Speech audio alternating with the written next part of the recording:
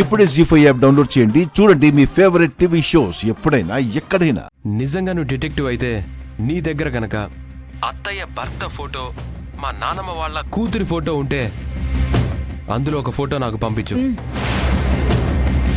అప్పుడు నువ్వు డిటెక్టివ్ అని, నీ దగ్గర సాక్ష్యాలు ఉన్నాయని అప్పుడు మేము నమ్ముతాం. అప్పుడు నువ్వు అడిగిన 1 కోటి కాదు 10 కోట్లు ఇస్తాం.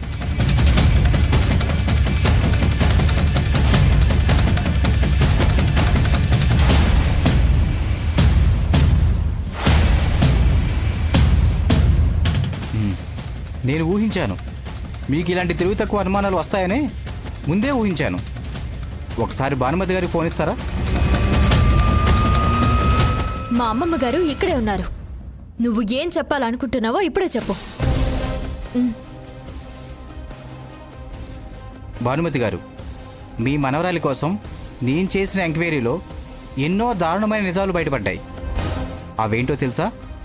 మీ మనవరాలు ఒక అనాథలాగా, ఒక అమాయకురాల్లాగా దయనీయమైన పరిస్థితుల్లో బతుకుతుంది.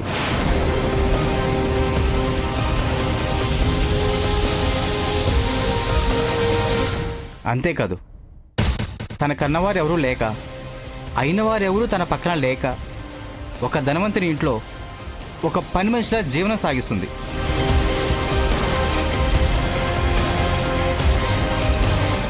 ఏం మాట్లాడుతున్నావు? నా మనవరాలేమిటి, అనాథేంటి, ఎవరో ఇంట్లో పని మనిషిలా బ్రతకడం ఏంటి?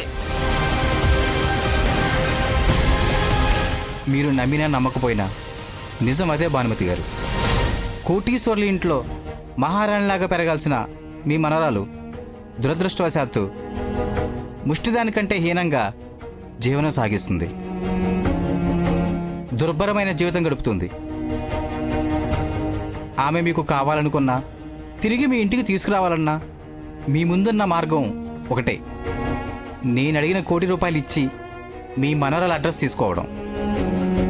లేదు లేదు, నా మనవరాలు అనాథ కాదు, అభాగ్యురాలు కాదు. నేను నా మనవరాల్ని చూడాలి, తనని వెంటనే కలవాలి. తను ఎక్కడుందో చెప్పు చెప్పు. చెప్పే అవకాశం ఎక్కడిచ్చారు?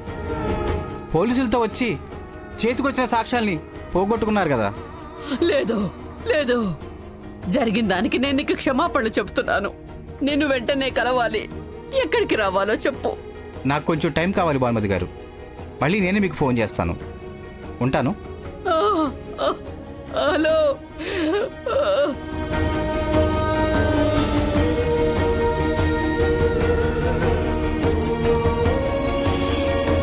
అయ్యో పరశురాం, పరశురాం, భగవంతుడా, నా మనవరాలు అనాథగా బ్రతకడమేమిటి, అష్ట కష్టాలు పడడమేమిటి, కోటీశ్వర్ల ఇంట్లో పుట్టిన నా మనవరాలు మన మనిషిగా దుర్భర జీవితాన్ని గడపడమేమిటి స్వామి? ఎందుకు స్వామి నా బిడ్డకింత శిక్ష?